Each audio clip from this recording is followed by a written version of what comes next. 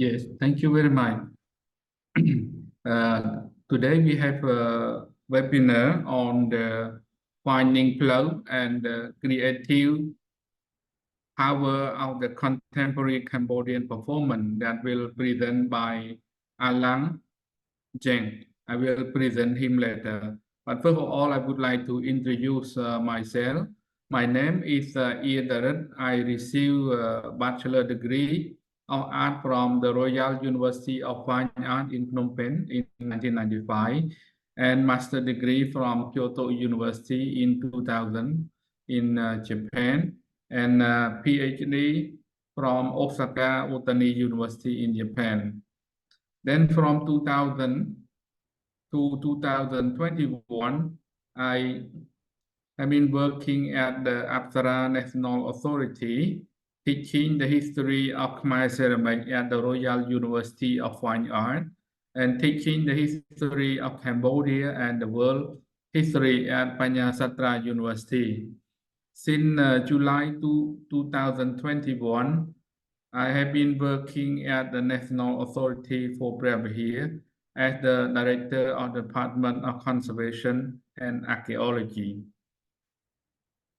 So I would like to introduce Mr.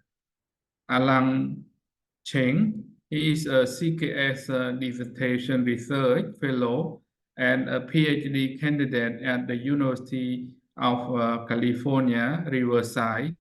His research focuses on expression of the identity and societal issue in the contemporary Cambodian performing art. Alan's work is supported through the CKS Dissertation Research Fellowship Society for Asian Music, Small Grant, and UC Riverside Center for Idea and Society Humanity Grant.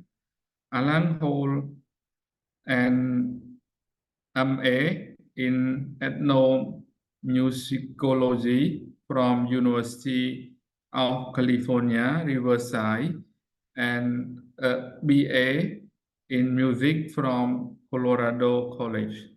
So this presentation will organized by CKS. So CKS is the Center for Khmer Study, promote research, teaching, and public service in the social science, arts, and humanity in Cambodia and the Mekong region. So CKS have office in Phnom Penh and in Siem Reap. So I would like to give the floor to Alang to present the finding Phlauv and the creative power of the contemporary Cambodian performing. Yeah, please, Alang. The floor is yours. Thank you so much for the introduction.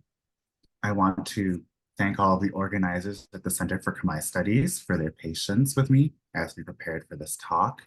It is such a pleasure to be sharing my work here with the Center for Khmer Studies. Before I begin my presentation, I want to share some acknowledgements.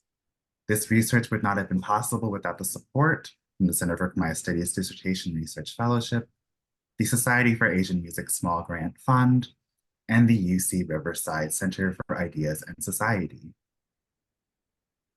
I also want to thank my teachers, friends, and colleagues for welcoming me into their spaces. I especially wish to recognize Bong Prom, Nekru Soklin, for training me and sharing your wisdom and knowledge during my time in Cambodia. I also want to thank my friend, Khun Chay, for welcoming me into my classical dance and letting me share his work today. This presentation today emerges out of a chapter of my dissertation in progress about contemporary Cambodian performance. It is research that I want to continue pursuing in my larger goal of representing and talking about Cambodia in ways that don't heavily focus on histories of war, genocide, and violence, but to talk about Cambodia as a place of possibility and I want to also acknowledge that as an American researcher, there will inevitably be mistakes. I will mispronounce things. And so I want to acknowledge that these mistakes are mine and mine alone. So without further ado, my presentation analyzes the performance piece titled Phlauv, choreographed by Khun Chay and performed in January 2023 at the Java Creative Cafe in Phnom Penh, Cambodia. I was also involved in the production of this work, in addition to observing rehearsals and practice sessions leading up to the show. This presentation revisits the performance, as well as reflects on my role on the production team. And so my perspectives here are as the informed viewer and as a sound and light technician for this project. And so I look at this work for a couple different reasons. It is a contemporary performance work that takes up the language of Khmer classical dance and tells a deeply personal story about the present moment. Based on how Jai presents his story, I situate the work as reflective of the complex process of self-making, self-expression, and personhood. This process, as I'm thinking about it, involves a sort of fragmentation, which I consider the various pieces, bumps, gaps, and layers that shape human experience. Jai's choreography in his retooling of Khmer classical dance offers a way to understand living with fragmentations as he creatively cites contemporary and classical works to create his narrative of the postmodern condition. In this presentation, I focus on what creative work allows us to understand about our world. I suggest that creativity and creative work represents the impetus for change, ultimately seeking more than what is in our current reality. Specifically, I want to draw attention to creative work's potential for transformation as artists and creatives respond to struggles in society and the world around us. Phlauv explores Khun Chay's life in response to society, family, and romantic love through Khmer classical dance. As many folks are already aware, Khmer classical dance has a basic gestural vocabulary that's shown on screen here that choreographers use to generate new meaning and tell stories through movement, through dancing.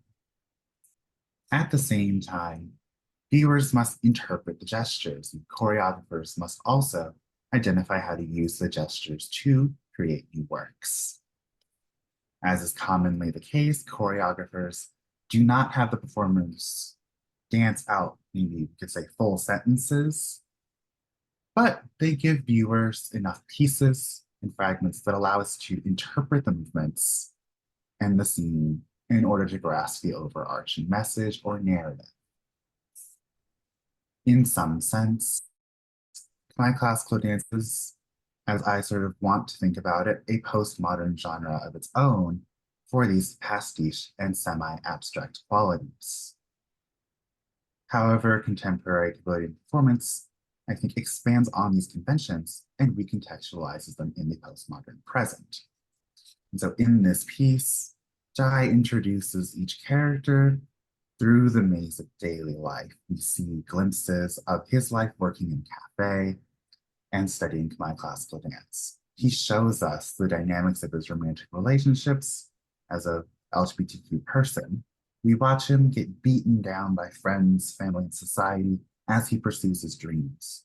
He shows us this inner turmoil in response to his surrounding environment. We see him hope for a better future as an artist, dancer, and person. There are only 2 monologues in this performance as a whole, and there's generally limited narration throughout, and this emphasizes the choreography. Phlauv does not follow one narrative, but showcases a series of moments, reflections, and scenes that illustrate the complexity of life. And so with this disjunct form,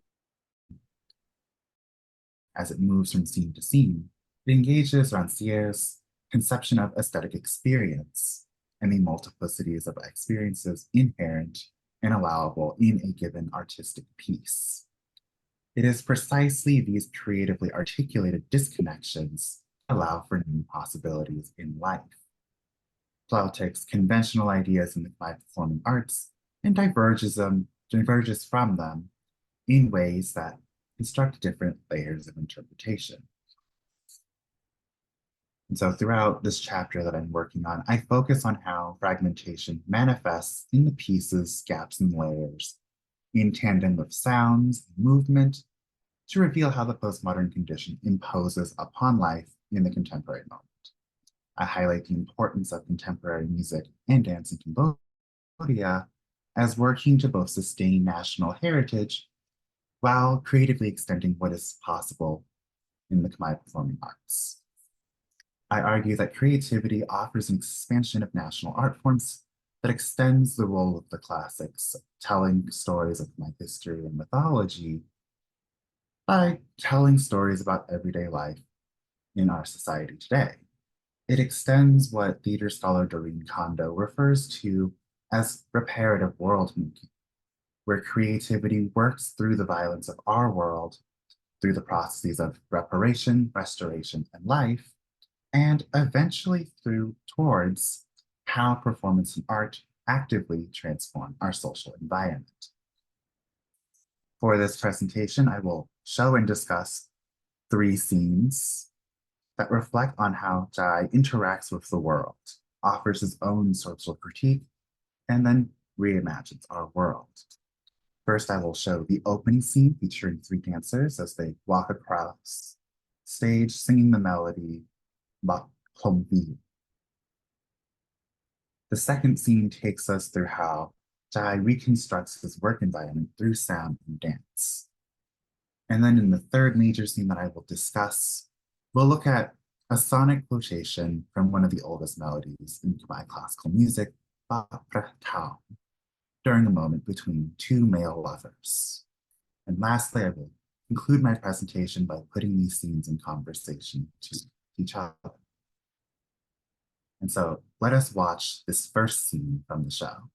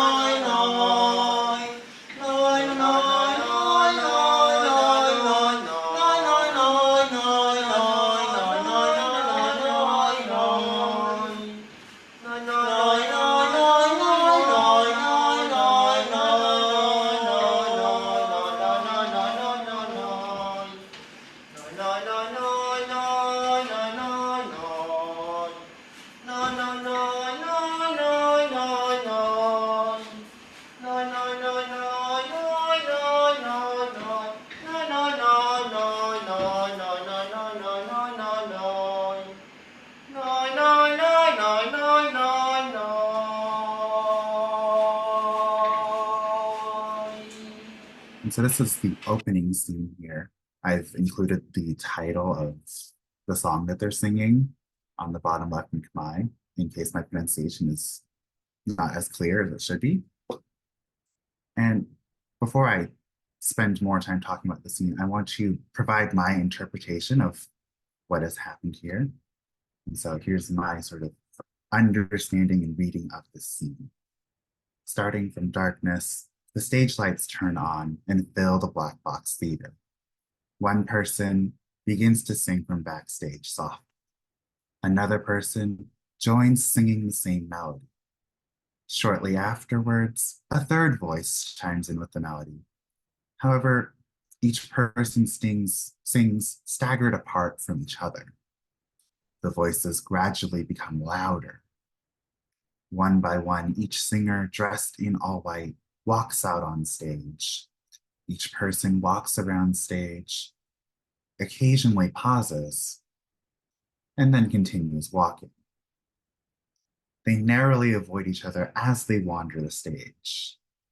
Over time, they continue walking, and then the first person who entered the stage walks to the center, sings the tail end of the song, turns around, and walks off stage. Only two performers remain on stage. They continue singing. Then the second person walks off to slightly off center towards our right and sings the tail melody and leaves the stage. The last person continues alone on the stage, walks towards to the center to sing the last part of the melody, and then exits the stage. The lights dim into darkness.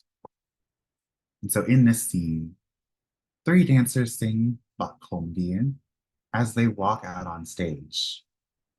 In Khmer classical dance, this melody accompanies dancers as they walk out on stage in Roban Praktaum from Roban Boombat.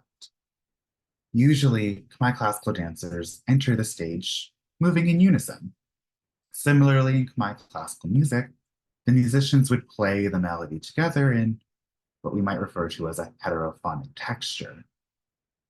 However, in Phlauv, the dancers move relatively indiscriminately across stage while stopping in various moments and sing the melody individually and desynchronized from each other. And so what I hear here is that Chay is creating a fugue-like or polyphonic texture on the stage where each performer does similar actions desynchronized from each other. He takes the classic opening melody and reconfigures it for his story to convey how each character walks through life differently. Throughout the performance, these performers come to represent parts of Chay's world, including close friends, family, and society, as well as interacting with him as dancers, his romantic partner, and the Devadas. By constructing this scene, he conveys his inner emotions and turmoil by projecting what I think of as a sense of multivocality. As the musicologist Catherine Meisel defines multivocality as these various suppressions and soundings across identity in relation to processes of self-expression and becoming. Multivocality here, as I'm seeing it, engages with the coexistence of difference as represented through the voice and through the movements. In this introductory section, each performer on stage clashes with each other while singing a melody, often associated with entering the stage. And as each person, actually each performer sings the melody, these overlap with each other, creating a textural difference and a sense of disjuncture, while all their movements narrowly avoid running into each other. Bat Gong being, as it is commonly used in the story of Raban Town, also introduces its characters to the audience. Through the desynchronized voices and movements across stage, each character is shown to be misaligned, conflicted, and in disagreement with each other. In effect, we have this staggered polyphony on stage, producing a sense of multivocality that sets up later conflicts and tensions in the performance as a whole. Now I'd like to look at the next scene. There we go.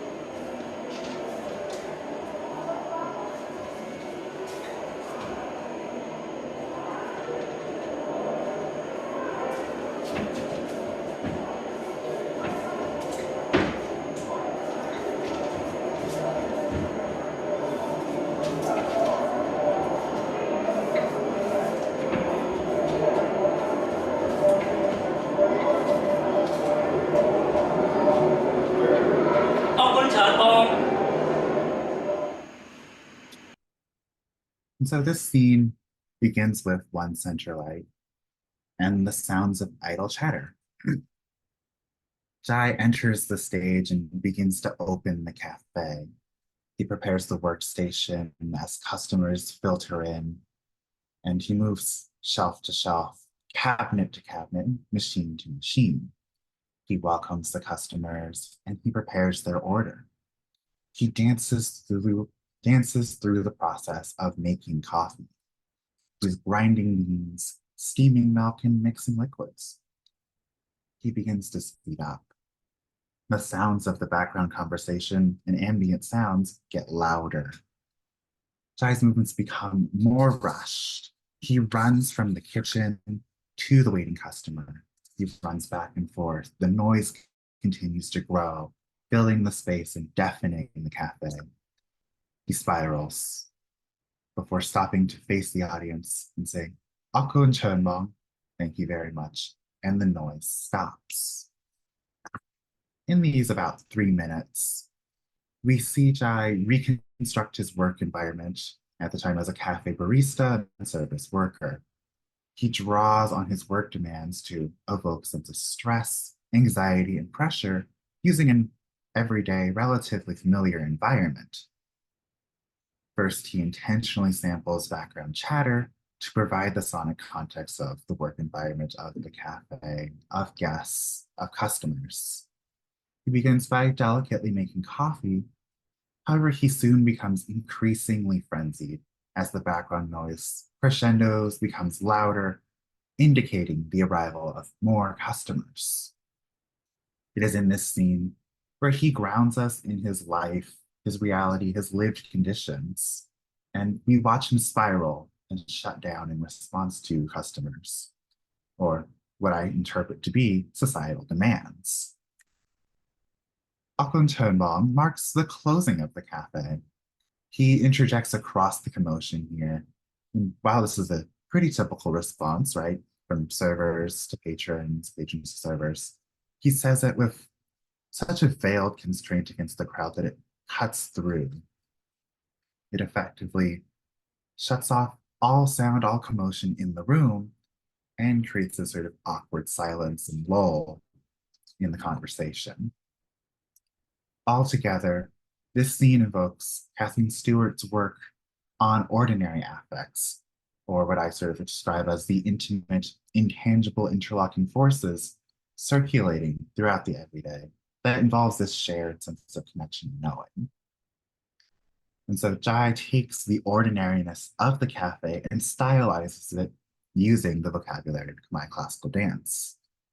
In doing so, he takes the cafe to what we could think of as the extraordinary here, extraordinary, by rendering it into the language of a high-class artistic practice, high art. We can interpret the cafe work environment as symbolic or representative of urban capitalist development, and Jai, along with probably all of us as actors within this. While he works in a maybe more humbler cafe space, it speaks to a type of excess, extravagance, and luxury that is entangled with the cafe itself, perhaps. And this is of my own sort of anecdote, but cafe culture, as I've seen it develop, and in particular in 2019 when I was in Cambodia and in 2023 post-pandemic, has responded to namely global intra-Asia flows in development where there are luxurious chains or chains with their own luxury models. And this is especially true for cafes. And so it's this entanglement of the ordinariness of the cafe scene and how that is stylized that helps us think about and articulates a multi-layered environment marked by class, labor, and global development. Now, this scene isn't quite done yet. Here's the follow-up.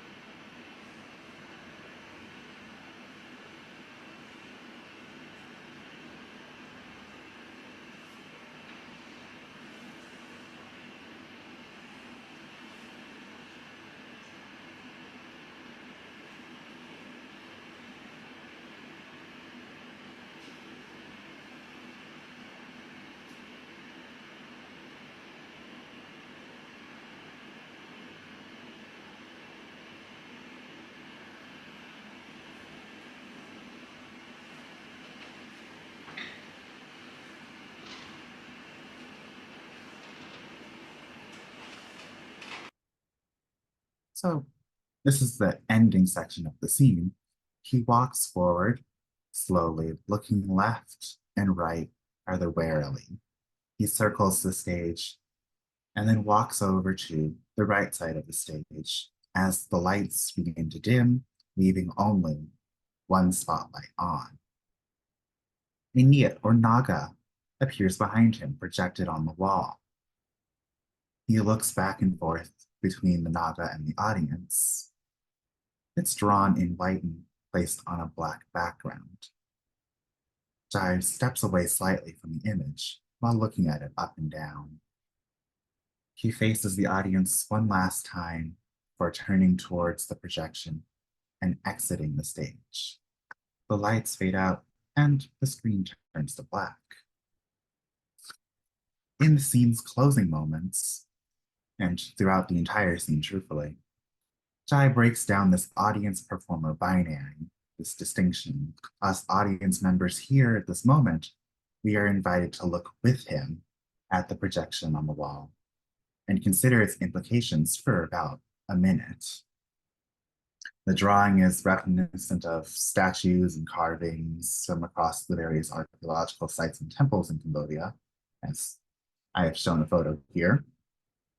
It encourages us to think about Cambodia's history.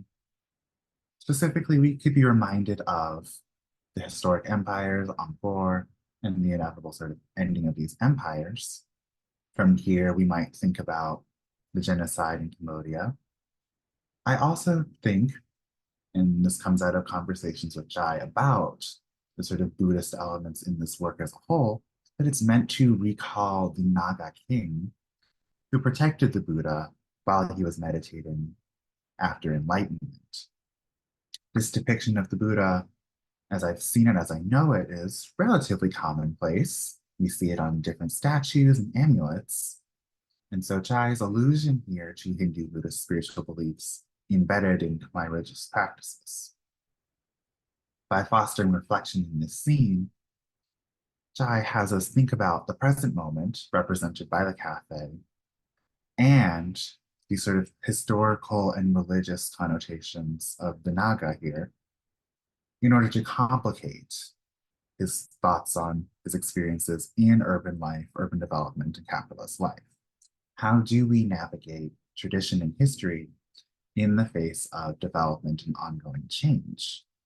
These emotions sit with us as the performance continues.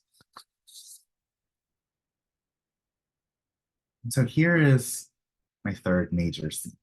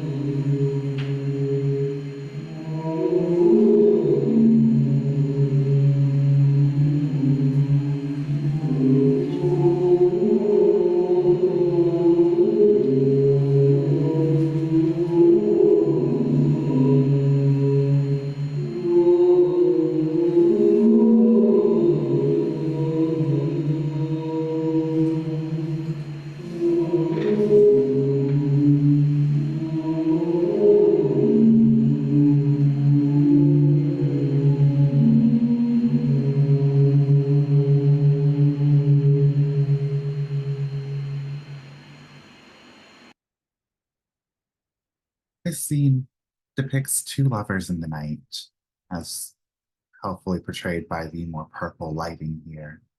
The dancer on the left performs a more feminine role, what we refer to as the median role in classical dance, while Chay performs the masculine role on the right, or the nirong role. Both dancers gaze longingly at each other. They become bound to each other, their movements mirroring each other through a vast portion of this section. They each seek blessings as they profess their love and reassure each other of each other's love. And at the end, as you see here in this last clip, the two dancers fly gracefully through the night together.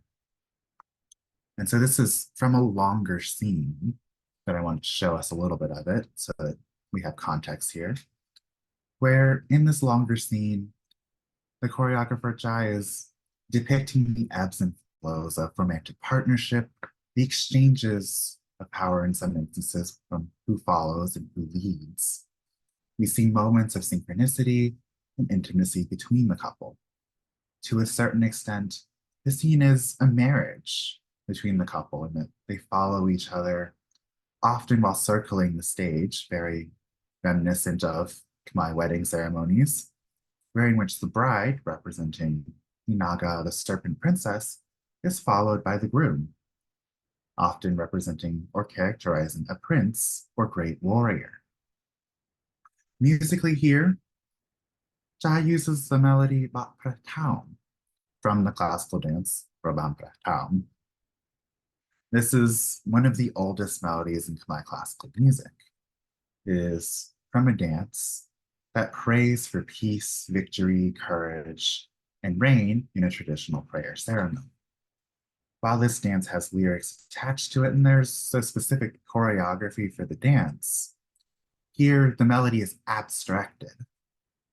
The singer records it in a more resonant space. There is reverb here added here, such that it provides a more distant, as it was described to me, cave-like feel that emulates this faraway imaginary. This recontextualization of the melody and evocation of my traditional weddings continues a sort of citational element in his work as he reworks classical convention. While Chay effectively portrays a romantic relationship between two men, which almost is unheard of in Khmer classical dance, and a core component of this section of the work as a whole, he draws on concepts and ideas that came from his teachers, namely Bongprum and Nekrusokeling. I, at the same time, use teachers here to generally refer to an ancestral lineage of instruction emerging from generations of masters.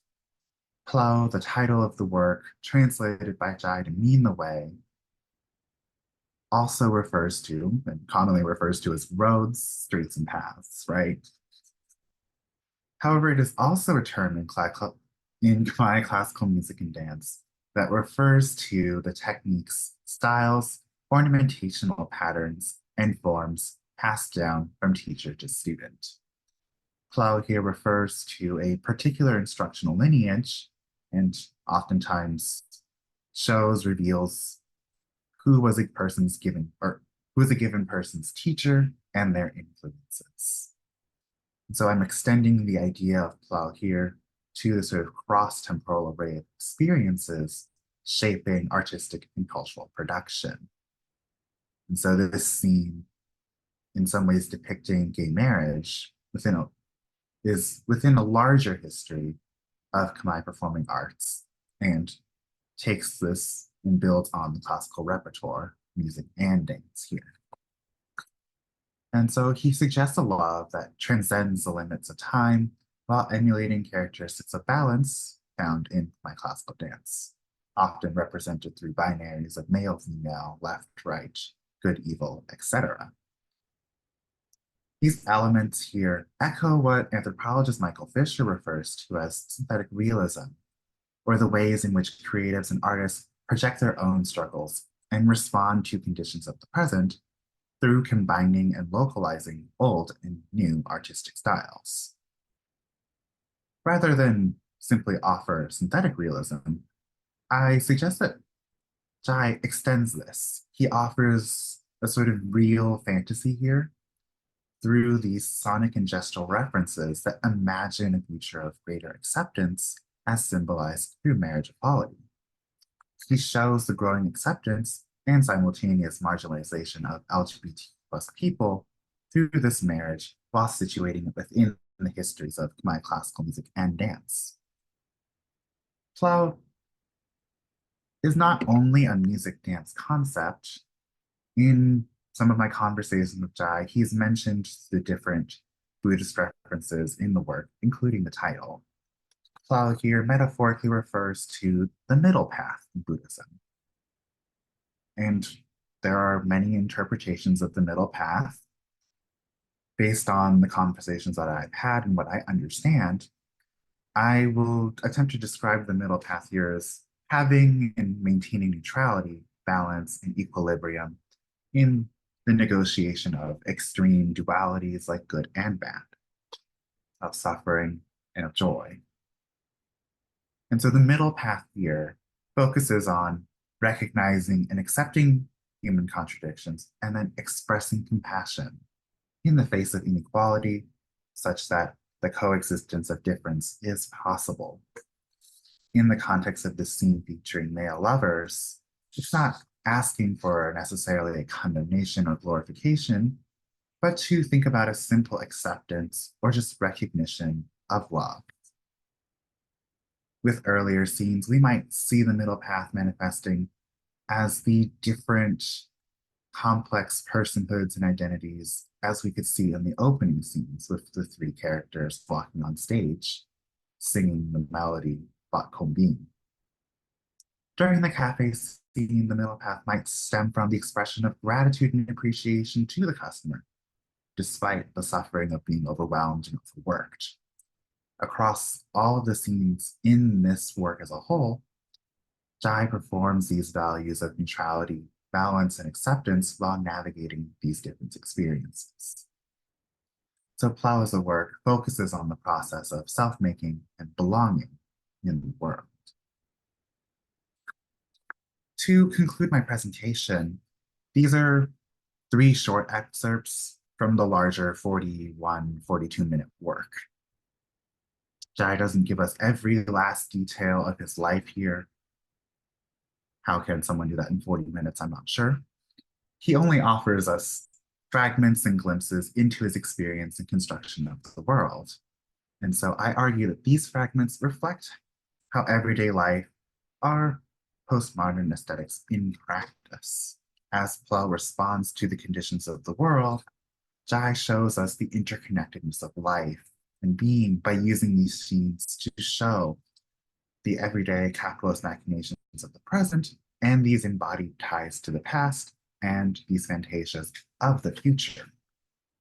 He responds to an ever-globalizing postmodern world that Anthony Giddens might say is in perpetual contact through global technological flows. I extend this to further say that all subjects operate within these networks, within our postmodern contemporary world, and respond to each other not dissimilar to these scenes. We live our lives very similarly in ways.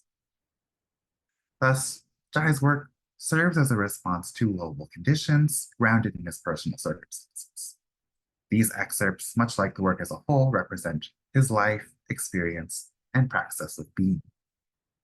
In being a personal work, he responds to a global condition that he embodies using the ordinary everyday and then integrates and restylizes using classical dance in order to articulate particular complexities within life and how contemporary conditions constrain and shape its emergence. He asks us to ultimately consider certain elements of our world while pointing out the issues present in everyday, from everyday conflicts between friends, family, and society to the tensions in our romantic lives. Phlauv is one example within the realm of contemporary performance in Cambodia. There are many performers, artists, and organizations producing new works and fostering the next generation of artists. These include Silver Bell, Sokoline Arts, Friends Music School, and Cambodian Living Arts, and of course many more, who are all actively engaged in showing the possibility within Khmer performing arts. This presentation aims to spotlight one work among many and support artistic creativity by recognizing its creative potential. And so I wish to invoke Black feminist Audre Lorde, who writes about this idea of the erotic as creative energy empowered. And so she takes the meaning of the erotic from being about passion, desire, and sensuality and directs it towards the collective power of possibility that incites change and transformation. In Phlauv and the conversations that come after watching this piece, Chay explores his passion and desire as he competes with and is challenged by the world in order to generate change for himself and others. Contemporary performances of one vehicle of the erotic by which people can collectively imagine, search for, and create a new path towards the future. Now I wish to conclude my presentation with the closing scene from this work as a whole. This final scene features Bat Satuka, or an invocation of the Devadas. It is often used to begin and open ceremonies, performances, and events, as well as welcome the Devadas and ancestral spirits into the space. However, here, Jai flips convention here and uses this piece to close out the performance and also symbolize his blessing, his receiving of life's lessons, and offer gratitude to the audience. I wish to use it similarly. Thank you all, and please enjoy this final scene.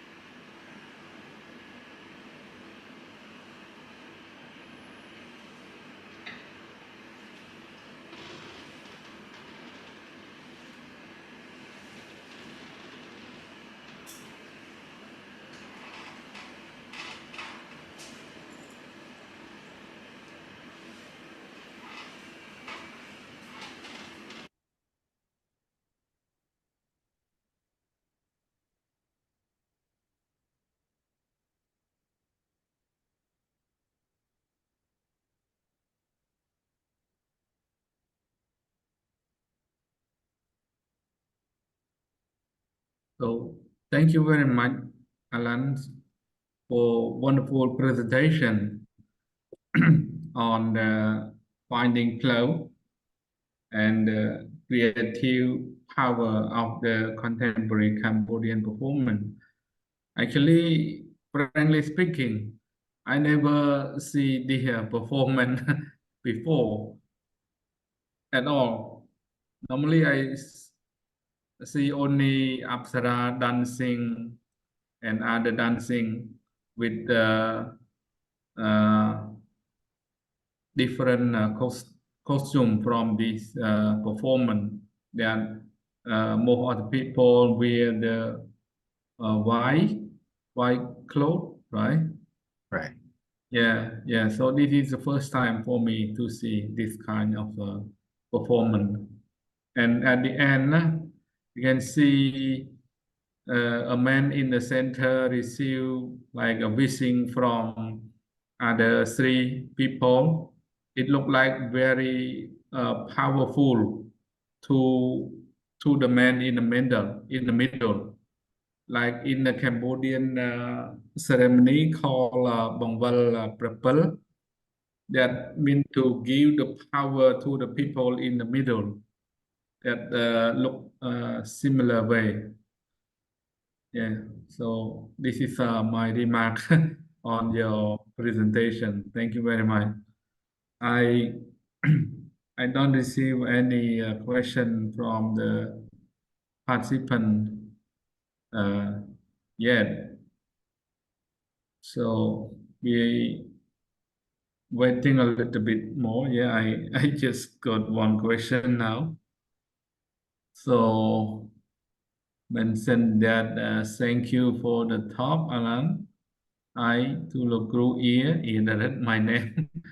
Your your your gesture toward it throughout, but I was wondering if you could expand and provide some context for the LGBTQ, I don't know what is that, plus a social landscape in Cambodia and this work placed within that landscape. That is the question. Okay. Thank you, Brian, for your question. I hope you're doing well. Yeah, from brand, yeah. Um, so admittedly, this project or this contemporary work doesn't directly focus on LGBTQ social life directly, though it is a part of the larger work as a whole. And so what I've sort of seen, at least in Cambodia, is that there's very strong drag performance scene. There are very strong pockets of community for LGBTQ folks. There are a lot of NGO support for LGBTQ folks in terms of talking about gender expression, sexuality, and so forth. And so these are all the different sort of movements maybe that are going on surrounding this work and perhaps supporting what is going on here as there are movements for marriage equality in Cambodia. I hope that answers the question here. Thank you very much for your answer to the question. And there are another participant, but not the question from Aruna Vijayawandana. Please give link to see more your work. Thank you. Yeah. Thank you. Give the My email, I can type it into the chat if that would be helpful. Yeah. We can maybe converse more over email. Okay. Maybe you can share your email to him to contact you to get more link to see your work, right? Right. Yeah.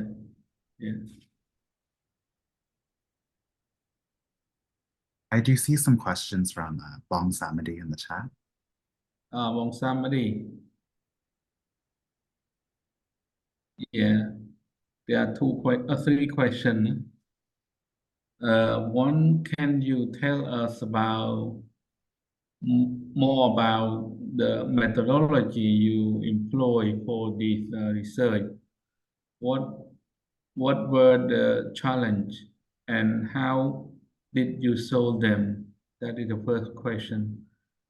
And the second question, what were the surprise find that you did not anticipate before your fieldwork in Cambodia?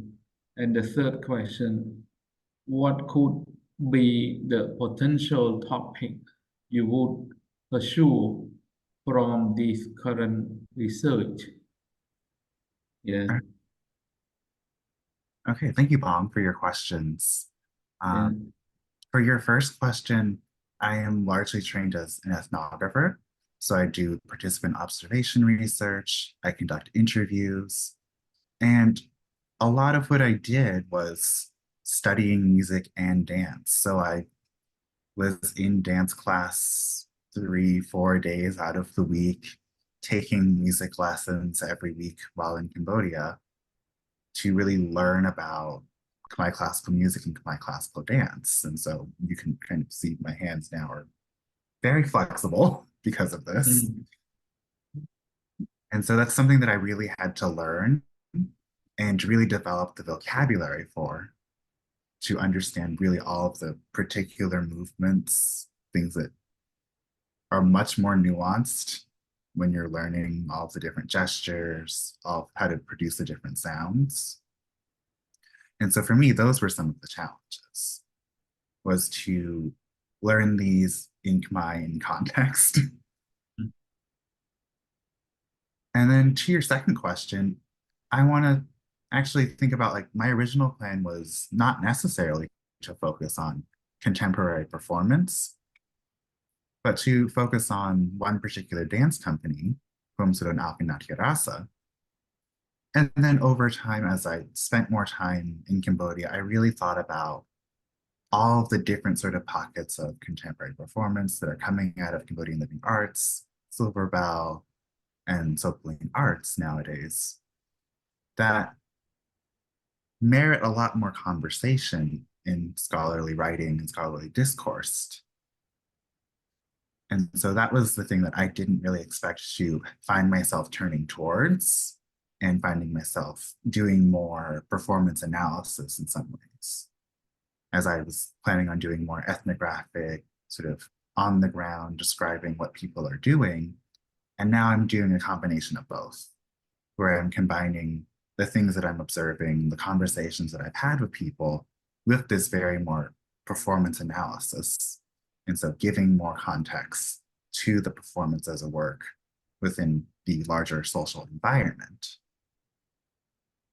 And so to your third question, what I'm thinking about as I move forward, and definitely for after I complete my dissertation, is to look at more contemporary works. And admittedly, throughout what I've done so far, I haven't really dealt with gender appropriately in ways that I would like to. And so I would like to really be in conversation with performers and artists who are addressing issues of gender. And I think speaking to folks at Silver Bell might be another potential avenue in the future in order to get this sort of larger explanation or sort of larger viewpoint of what is contemporary performance in Cambodia and what is it sort of doing and why it matters to people. So I hope that was a good answer to your question. yeah. Thank you very much. I hope somebody will fulfill with your answer to the question. Actually, Alan's share his email so that Aruna that after the link maybe can contact directly to Alan to get more link or more information about his research. And moreover, the video also recorded by CKF, and maybe you can see this video again in Facebook and YouTube channel. Okay, yeah. So thank you very much for your presentation, and I think there are no more questions. So I would like to give the floor to CKF if CKF have something to address more. Thank you very much, Alan, for your presentation. Thank you so much. Yeah, thank you so much.